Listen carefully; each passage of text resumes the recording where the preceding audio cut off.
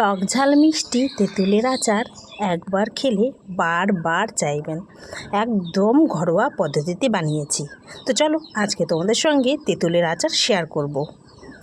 বাড়িতে তেঁতুল এনেছে, তাই ভাবছি তেঁতুলের যখন আচার বানাচ্ছি তোমাদের সঙ্গে শেয়ার করি। Welcome back to my channel লিপি সিম্পল ব্লগ। সকালে কেমন আছো? নিশ্চয়ই ভালো আছো, আর আমিও কিন্তু ভালো আছি। আর এইভাবে একটু পাশে থেকো, আর আমিও তোমাদের সবসময় পাশে থাকবো। তো চলো দেখা যাক কী করে আচারটা বানালাম, আর দেখতে থাকো। অবশ্যই তোমাদেরকে কিন্তু ভালো লাগবে। খুবই সুস্বাদু, খুবই টেস্টি, একদম টক ঝাল মিষ্টি। আর তেঁতুল তো এমনিতেই টক, সেটাকেই একটু মিষ্টি আর ঝাল করে তৈরি করব। তো কি করে করছি না করছি সবটা তোমাদের সঙ্গে শেয়ার করব। এইভাবে পাশে থাকো, দেখতে থাকো, আর ভিডিওতে চোখ রাখো, তাহলে কিন্তু তোমরাও জানতে পারবে, বুঝতে পারবে। আর সবার প্রথমেই কিন্তু নিয়ে নিয়েছি তেঁতুল।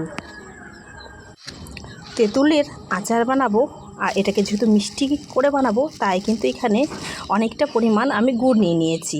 আর মশলা বলতে সামান্য কিছু ঘরোয়া মশলা এখানে দেখতে পাচ্ছ, মেথি আর রয়েছে হচ্ছে মৌরি, আর তোমরা চাইলে পাঁচফোড়নও দিতে পারো। তো তোমাদের সঙ্গে শেয়ার করলাম। চলো এখন এটাকে শুকনো খোলায় ভেজে নিই। তো প্রথমে এই যে কড়াই বসিয়ে দিয়েছি, তার মধ্যে কিন্তু একটা শুকনো লঙ্কা দিয়ে দিয়েছি, আর হচ্ছে সেগুলো দিয়ে দিলাম মৌরি আর হচ্ছে মেথি। তোমরা তোমাদের পছন্দ মতো জিনিস অ্যাড করতে পারো। পছন্দ মতো বলতে ঝালটা বলছি, আর তোমরা পাঁচফোড়নও এর মধ্যে দিতে পারো। তো আমার মোটামুটি কিন্তু এখানে শুকনো খোলায় ভাজা হয়ে গেছে। বেশি কড়া করে ভাজবো না, একটু মিডিয়াম আঁচে ভেজে নিয়েছি। বেশি করে ভাজলে তেতো লাগে। তারপরে এটাকে বেটে নেওয়ার পালা। তো আমি এই যে শিলনোড়াতে বেটে নিচ্ছি। আর এটাকে কিন্তু তোমরা শিলনোড়াতেও বাটতে পারো, মিক্সিতেও করতে পারো। তো আমি সাজেস্ট করব শিলনোড়াতে বাটতে। আর মশলাটা কিন্তু বেশ ভালো হয় শিলনোড়ায় এই আচারের জন্য। তো আমি এই যে দেখো শুকনো করেই কিন্তু বেটে নিচ্ছি।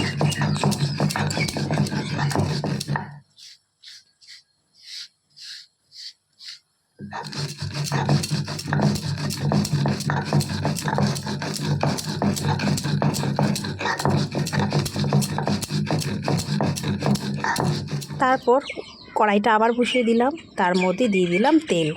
এখন তেলটা গরম করে নিচ্ছি। এই তেলের মধ্যে এই দেখো এই গুড়টা দিয়ে দেব। আর গুড়টা একটু ভেঙে ভেঙে নিয়েছি, যাতে তাড়াতাড়ি গলে যায়। তো তেল কিন্তু গরম হয়ে গেছে। আর এখানে কিন্তু ফোড়নে আমি কি দিচ্ছি দেখতে থাকো। আর এখানে কিন্তু আমি সর্ষে দিয়েছি। তোমরা চাইলে কালো সর্ষে বা সাদা সর্ষে দিতে পারো। তো আমার হাতের সামনে সাদা সর্ষেটাই ছিল, সেটাই দিয়ে দিলাম। আর একটা শুকনো লঙ্কা দিয়ে দিলাম। তো এটা ফুটে উঠলে তারপরে এর মধ্যে গুড়টা দিয়ে দেব।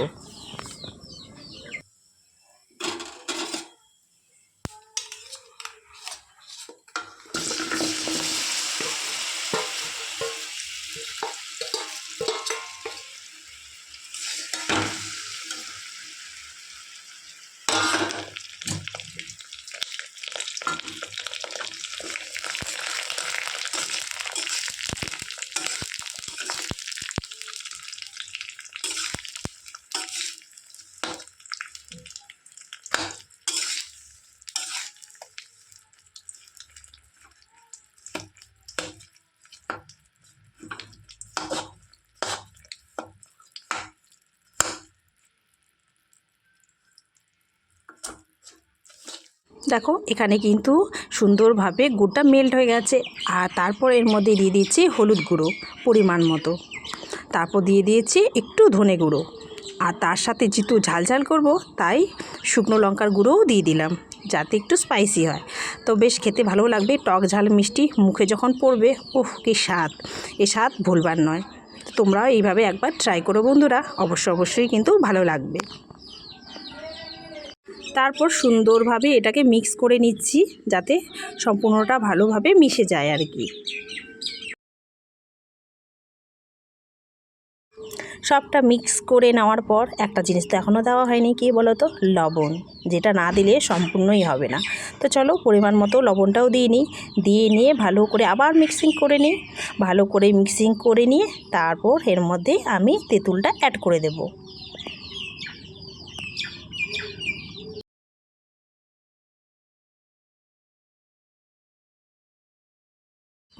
গুড়টা এখানে আমি লবণের সাথে মিশিয়ে নিলাম, আর গুড়টা কিন্তু এরকম পর্যায়ে চলে এসেছে। আর এখন কিন্তু এর মধ্যে যেটা আমি বেছে রেখেছিলাম তেঁতুল, সেটা এর মধ্যে অ্যাড করে দিলাম। তো তেঁতুলগুলো কিন্তু গোটা মতন রয়েছে, চিন্তা করো না বন্ধুরা, এটা কিন্তু মিশে যাবে। আমি খুন্তির সাহায্যে এগুলোকে এখন ভেঙে ভেঙে দেব আর নাড়াচাড়া করে নেব। নাড়াচাড়া করতে করতেই কিন্তু এই তেঁতুলগুলো সুন্দরভাবে সেই গুড়ের সাথে মিশে যাবে। তোমরা দেখতে থাকো।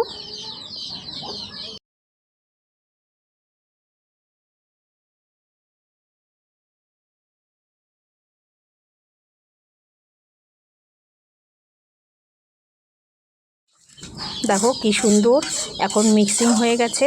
এখন এটা নেড়ে চেড়ে নেওয়ার পালা।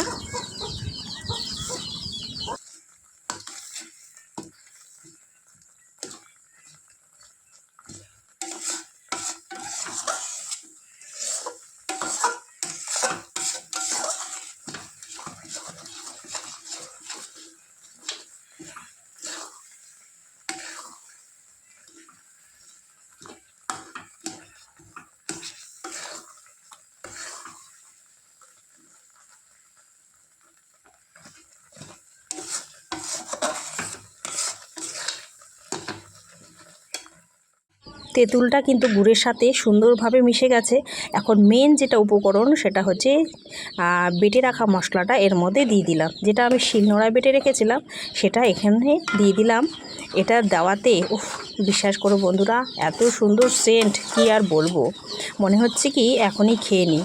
আর ঘরেও কিন্তু সুন্দর একটা স্মেল ছড়িয়ে গেছে।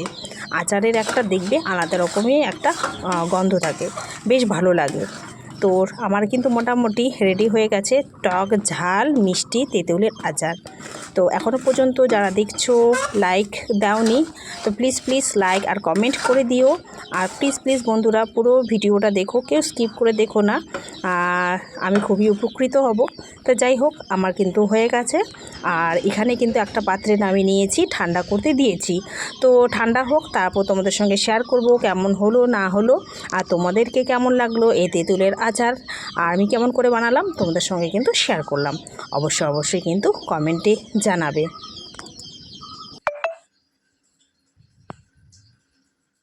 আমার কিন্তু একদম রেডি হয়ে গেছে টক ঝাল মিষ্টি তেঁতুলের আচার, আর খুবই লোভনীয়। এই আচার দেখলে লোভ সামলাতে পারবে না, জিভ থেকে জল পড়ে আসবে সত্যি। আর আমি খেতে কিন্তু খুবই ভালোবাসি এই তেঁতুলের আচার। আমি কেন, হয়তো আমরা প্রত্যেকেই ভালোবাসি। তো যাই হোক, কেমন লাগলো অবশ্যই বলবে। তো তোমাদের সঙ্গে সম্পূর্ণটা শেয়ার করলাম। তো আজকের মতো কিন্তু এখানেই বিদায় নিচ্ছি। সকলে ভালো থেকো, সুস্থ থেকো, আর আগামী দিন অন্য একটা ব্লগের সাথে দেখা হবে।